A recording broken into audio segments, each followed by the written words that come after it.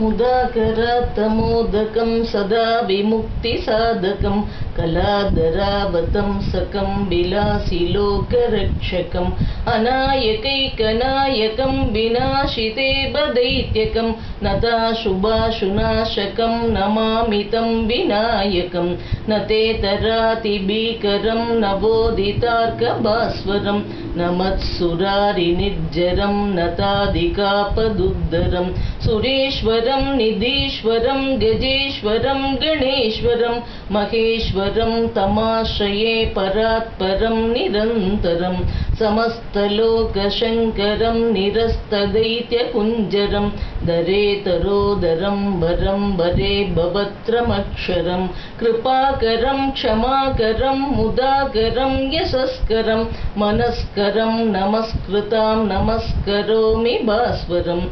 अकिञ्चनातिमार्जनं चिरन्तनोक्तिभाजनं पुरारिपूर्वनन्दनं सुरारिगर्वशर्वणं प्रपञ्चनाशभीषणं धनञ्जयादिभूषणं कपोलदानवारणं भजे पुराणवारणं नितान्तकान्तदन्तकान्तिमन्तकान्तकात्मजम् अचिन्त्यरूपमन्तहीनमन्तराय कृन्तनं हृदन्तरे निरन्तरं वसन्तमेव योगिनां तमेकदं तमेव तं विचिन्तयामि सन्ततं महागणेश पञ्चरत्नमादरेण योन्मकं प्रजल्पति प्रभातके हृदि स्मरन् गणेश्वरम् अरोगतामदोषतां सुसाहितीं सुपुत्रतां समाहितायुरष्टभूतिमभ्युपैति सोचिरात्।